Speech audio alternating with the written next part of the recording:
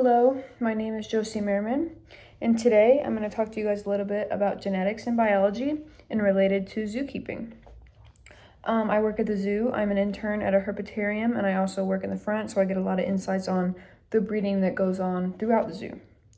When I think about the skills that matter the most in zookeeping, I think of population genetics because it helps me understand the relatedness, the inbreeding risk, and how the gene flow works across the different zoos.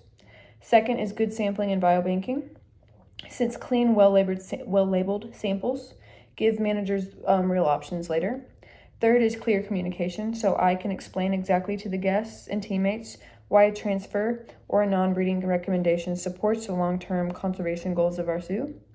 Learning to translate genomic plans into plain language makes everyday husbandry connect to the big population outcomes. It really makes guests understand what we're saying to them, and they will engage better.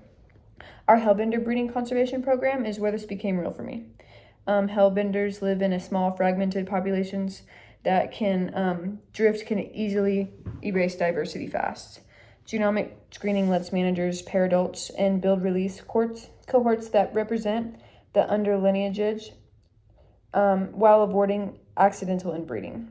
My part is practical, which is collecting non-invasive samples, then labeling them correctly and keeping accurate notes on health and behavior of these animals.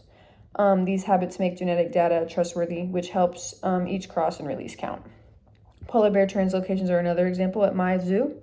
Moves between zoos are planned and manage the gene flow, not only to fill the exhibit. Pedigrees give history, but genome-wide SNP data can refine relatedness and heterozygosity before we introduce a pair. That way we protect diversity and keep options open for the future. It gives me a way to talk to the guests so I can say why a transfer is happening, why a transfer is a conservation win, and it helps the whole popularity stay healthy over time. I mentioned polar bears earlier because our zoo just traded a male polar bear for 2 twin subadults who are our bear is going to breed with the mother of these 2 twins. So that was a nice little trade for genetics.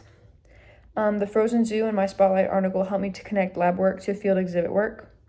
Banked tissue cell lines and gene gametes act like safety network acts when breeding windows are short and transfers aren't possible. That could matter for hellbenders after a disease outbreak or for large carnivores when logistics get pretty complicated. It fits with the bigger push in my Spotlight article to use genomics and cryobanking to guard diversity over time. What I want further is hands-on training in non-invasive sampling and biobanking so our samples meet future sequencing standards for other zoos.